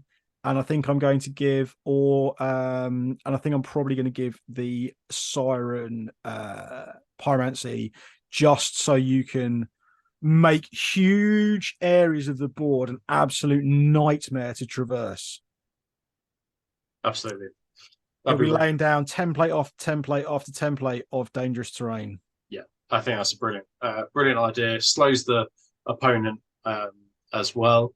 Again, I think you could argue the extra 3 inches would be useful just to get them right. Well, he gets that anyways, his Cult Arcana, but then he also of course. Yeah, and then he gets his psychic power. Sorry, he's movement 11. Yeah, brilliant, absolutely fantastic. Yeah, I think that's really good. I think that that uses all the things that you want it to use really well, and then giving deep strike to the Sekhmet is just massively useful. I think it's a really cool, strong list with loads of dudes in. We talked about 1,000. Worth bear in mind as well.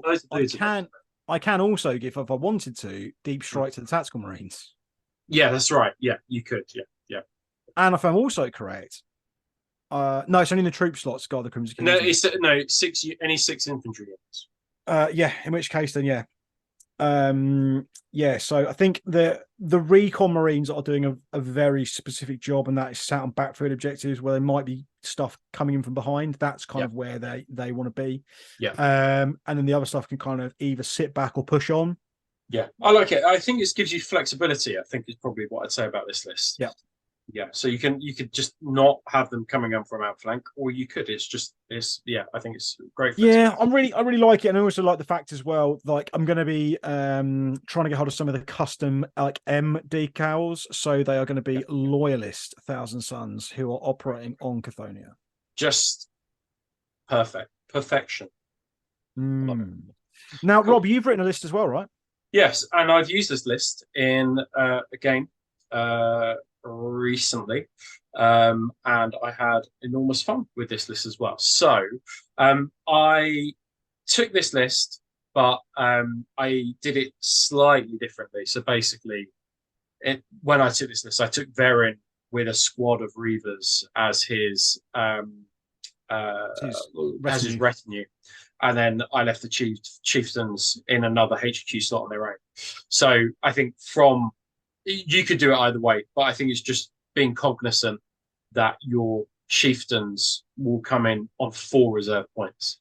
So, and I think I had 8 to play around with at the start of the game. So I had more than that mission that we just looked at, because the reserve points do change depending on the mission. But this is just an iteration of the list that I took. And it has 45, I think, or 46 infantry models in, maybe 47, and then a contemptor. So there's a lot of bodies, but we've got Verin and a squad of chieftains. Verin can take a retinue just because he's master of the legion, and chieftains can be taken as retinue. Not running a right of war, I see. No. Not paying the black reaving tax of 4 points to bring in master of signals. Yeah, exactly that. So I think, we had a discussion. Now, I will be honest with you and say, I'd be tempted to stay. I think the tax is still worth it for what it gives. For what it gives in ZM. Yeah, I don't disagree with that. I just think that. So I don't disagree, but I. But you don't want to do it, so that's fine. I don't want to do it. Yeah, that's right. I don't tend to play with Rights of War very often. I think it's just I tend to play with allied detachments, and quite a few dreadnoughts, and no Rights of War. That just tends to be my style. So what I said to you. Anyway, so we've got Baron and Chieftains. We've got a big squad of Reavers. We've got a Contemptor with 2 Grav Guns and additional Chain Fist as well, and which is going to be great for like mowing down doors and things like that. A Legion Assault Squad, which put some work in for me when I had them last time. We played with no ceilings though, so they were able to hop around quite quickly, which was a great boon in the game of ZM. And 2 Legion Inducto Squads. Now, the Legion Inducto Squads are just fantastic. You've got 3 blobs there of weapon skill 5 from the Contemptor, the Reavers, and Verin, and then you've got 4 scoring units built into the list as well. So a fairly decent list. Good list. Like it. Quite a lot of close combat punch, and I would say that close combat is king in ZM. There'll be times where shooting is obviously really good, but I think that if you're a close combat army of being disappointed with the amount of shooting in front line, I think ZM is the place where you would clean up. I think World Eaters in ZM so spicy, a really scary prospect. Yeah, terrifying, especially with their additional movement from Berserker Assault.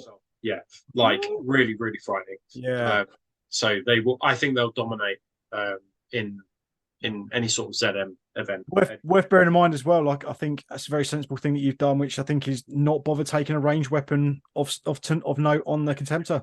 Yeah, I think that basically what I found. So when I played Mark, so Mark is a very good player. He lives nearby, so I often play Mark. But basically, because what's going to happen is that most people are going to take a Contemptor Dreadnought. Yep. They may take a Leviathan, but the majority of people will take a Contemptor.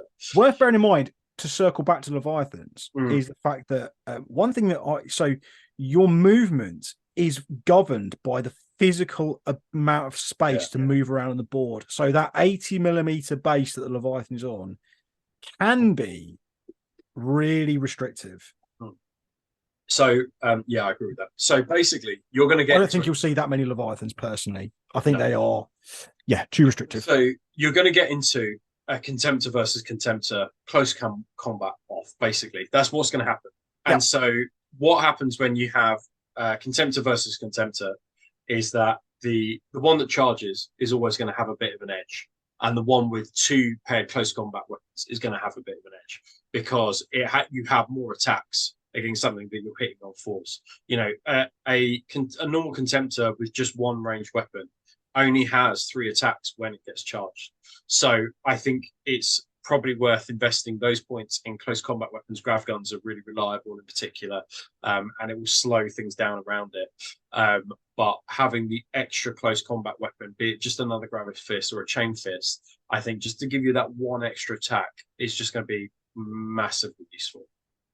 Yeah, could not agree more. So that's my list.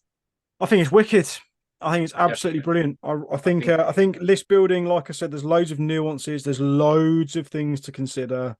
I think certainly we've probably got, I don't know, I think I've probably played at least a dozen games with the new rules now in ZM. Yeah. And I think I would say that retinues are almost an auto include of some description. Oh yeah, 100%. I think especially retinues that give you the ability to take a flag, because then they become line as well. I think having some cheap bodies that you can almost write in certain games, you will basically write them off, because all they'll be doing is sat on an objective in your deployment zone, or a non-important objective in the corner, just ticking points. Yeah. And then you want to have some real combat punch. Agreed. I also don't think you can leave home without a Contemptor Dreadnought either. Or if you're a mechanic and player, Domitars. Yeah. But I think if we just go to the next slide, because I think that's it. So basically, I think that if you haven't played ZM, I think I would actively encourage you, we would actively encourage you to go and get a game in as soon as you can. Yeah. Get your head round reserve points first. And even if you don't play with all the special rules like the critical objective or the ability to open and close doors, even if you ignore those rules. Get your head around reserve points first of all. And I think once you've done that, that will really help you to understand list building for ZM, because the two are so closely tied together. And because the two are so closely tied together, I think it's slightly more nuanced than frontline gaming. And if you're a strategic player and you play for strategy over tactical wins, the unit by unit tactical wins, I think that ZM is also a good game for you. I think because it works so well. If you want to play a pickup game, it works brilliantly. And if you basically want to play chess, it works brilliantly. Yeah, 100%. And if I had to choose between frontline and ZM and only choose one, I would play ZM all the time. I can't disagree with you. I think as well, I think we kind of briefly touched on this point at the very start when we talk about kind of ways of incorporating ZM into your regular gaming schedule. Yeah. I think because of the way that ZM works, I'm really, really looking forward to. I've got a game in a couple of weeks where we're playing 2,500 points. Yeah. But again, starting off with only 8 reinforcement points, because what you'll find by doing that is the fact that you'll have a huge. All you're basically doing is you're giving yourself a bigger sideboard of units to pull from. Yeah. Exactly. So you can be way more tactically flexible about utilizing your reinforcement points. Yeah. And being like, shit, it's the bottom of turn 4. I really need to reinforce this objective. So I'm going to bring on a unit of Terminators, or I'm going to bring on a recon squad to jump on an objective, or I'm going to bring on another HQ unit just to add a bit of combat punch or something that's going on. And you can be super, and because you're never going to have more than, it does two things. It means that you're never going to have a game that's going to be a dead rubber. It's never going to get to a point where it's like the bottom of turn 3 and you're like, well, I can't win this. That I agree with, and that because of that, I think it feels less high stakes. Yeah, exactly that. Like, I don't think you're ever going to have a disappointing game, which is like, well, this is fun. The dice haven't gone my way, and this one combat that was going to swing it one way or the other has swung in my opponent's favor, and now I'm fucked, and I might as well just we might just call it now and go home. The one thing I would say is that you only get 5 turns in ZM, and depending on how populated the board is with terrain, I think that you could say to your partner, should we just say this will be 7 turns? You don't have to, because obviously coming in from outflank changes things quite a lot. But I think there is also room in ZM to say, should we just play 2 extra turns because our units haven't met yet, or it's not been as quite as kind of exciting as perhaps we thought it might be. So just adding in another turn might also help with that. Yeah. And again, I think there's loads of cool ways. Like, we haven't even touched on the kind of the advanced rules for things like deadly terrain and barricades and stuff. Like, there's so much. There's still more to deep dive into, but this video would have ended up being 400 hours. There's so much because in that. We could just wax lyrical about how good it is. But we would actively encourage you to, I think finally you can have your dream of incorporating ZM into big events easily. I agree. Yeah, I think you can easily get a board together, or more easily than you could previously, get a board together and grab some friends and like introduce them to a new way. Like, if you've unless somebody brings an entirely, is it armored breakthrough? Is that what it's called? Which one's the tank rifle? Oh yeah, it is. Yeah, armored whatever the fuck it's called. Yeah, armored spearhead, armored breakthrough. Armored spearhead. That's it. They're completely useless. Yeah, absolutely. Well, then they need to learn some life lessons, don't they? Perhaps they will. Perhaps I'll paint their exhausts. Maybe. And like, I could not.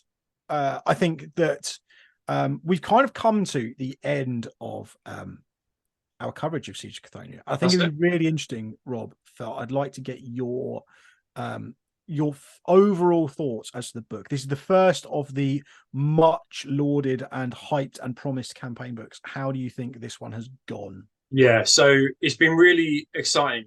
The book was great. So we did a whole episode about the story. That's one of our best received episodes. Yeah, so that was great reading that. The characters for both the legions that I played are very good. So that was a real success for me. And then it's also given us a new rule set. And the one that I've played with the most is the ZM. So all of those have been fantastic. Like, there's nothing in that book where I've not gone, this hasn't been at least a significant win for me and my gaming and hobby. It's difficult. I think the thing is that it's difficult to be like, oh, I just want more and more. What I do want more, of course, but what I actually mean is that I hope that they do a similar book in a similar style. Because if this one was like this, then the next one I'm sure will be also very, very good. And I look forward to whatever it's going to be, because I thought this one was fantastic. And it's not often that, and often we temper our feedback around these things, with a little bit like, oh, they could try harder here. But I actually thought the Siege of Cathonia book was a resounding success for me and the legions that I play. But I can see why some other legions might be feel a bit hard done by. Ravengard, for example, they got a shit legion in Dutch rules and no character models. But for me, it was a huge win. What I am hopeful for is, I was lucky because I had put together a Sons of Horus Black Reaving army 3 months before this book dropped, and all it did was it just literally just rounded that off really nicely. Really nicely. So that was, and again, I want to temper my feedback based on that. I got lucky with my planning, and we had no prior knowledge of anything that's going on. It's not like we're like plugged into the news sphere and know everything that's going on for the next 6 months. Like we're not in the inner circle, and we don't know. We were just fortunate. We know nothing. Nobody tells us anything. No, I wish they would. But what it's given me is it's given me a huge amount of hope, I think, going forwards, which I think is really good. I'd love to see revisiting the Shadow Wars book. That would be and that would, again, a nice way that you could easily reintroduce people like Ravengard Salamanders, etc., some of the Shadow Legions, etc. So I think personally, I'm happy to give it a 9 out of 10. Yeah, you've always got to strive for perfection, but I think this is as close as we've got so far since Heresy's been released. Yeah, it was a huge win. What an absolute banger.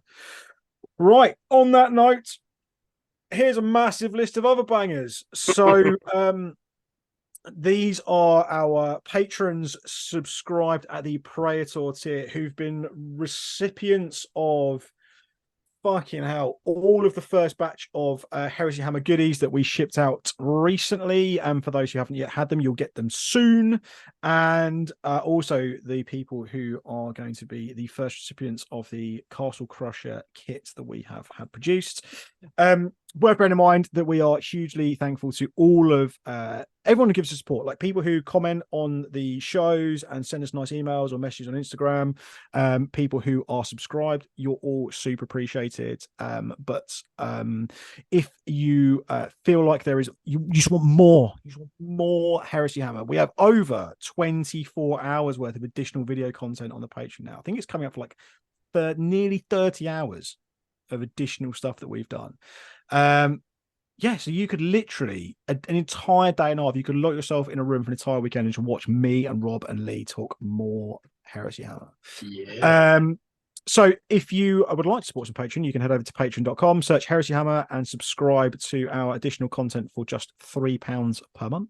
But these are the super duper best friends. So in no particular order and without further ado, Jared Cope, Benjamin Lengacker, Matthew Kovaresis, Les Martin, Taranis, Andy Dudley, Stephen Daniel, Gareth Morris, Jack Stilwell, Lewis Hibbins, Mark Gallagher, Unexplained Miniatures, Matthew Fuller, Ethan Brawl, Big T Painting, Callum Falcus, Clayton Unru, WH_Black Panzer, Daniel McClelland, Simon Whitehouse, Pete King, Ashley Bowley, Pete Day, Randy Overland, Igor Pavlotsky, Bradley Slutz, Patrick Greenstreet, Mike Dorset Wolf, Richard Willis, Tom Hayward, Neil Atherton, Ben Robinson, Walter Cook IV, Ben Ide, Gorkrow, Lupercalia EX, Craig the Celt, Kevin Abramow, Brooks, Nicholas Drax, Andrew G, James Apostate Terrain, That Guy Lazar, Saigon Sadler, Chris Levitt, Julian, Mark Ainsworth, Dale Barrett, Kerry Love, Alex Robinson, Tom Spear, Hammer and Nails 40k, Richard Harris, Chthonic Wartbeast, John McCardle,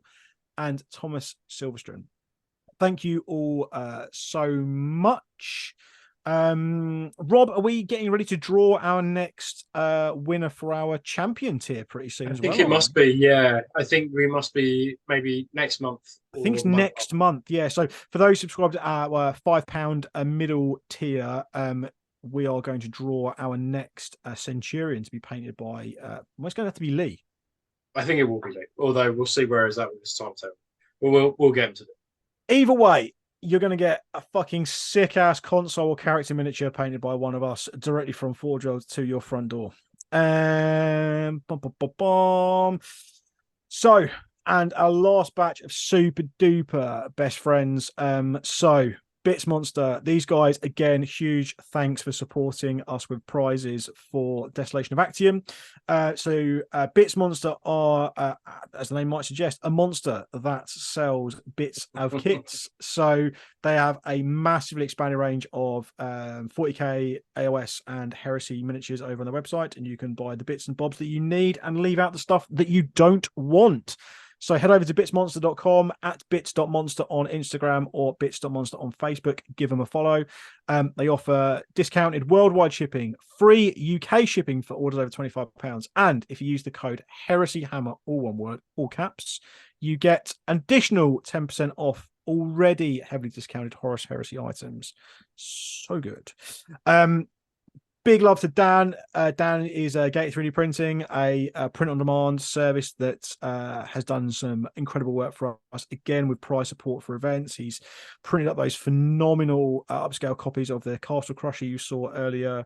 Has a huge catalogue of miniatures to print, including some real cool exclusives as well. So there's stuff that's only available through Gated 3D that isn't available anywhere else, from some kind of really prominent up-and-coming sculptors. So hit up Gator 3D, which is at gator.3D on Instagram, or Gator 3D Printing on the Facebook. And lastly, please keep sharing your whips, your finished miniatures, your lols, and your memes over on Instagram using the hashtag HeresyHammer. We'll pick our favorites and talk about them on the show. If we haven't picked yours, it's not because they're not one of our favorites. It's just because there are so fucking many to get through. If you've got this far and you haven't, and you're not already a subscriber to Heresy Hammer, then please just click that button, click the little bell so you'll get all of our updates.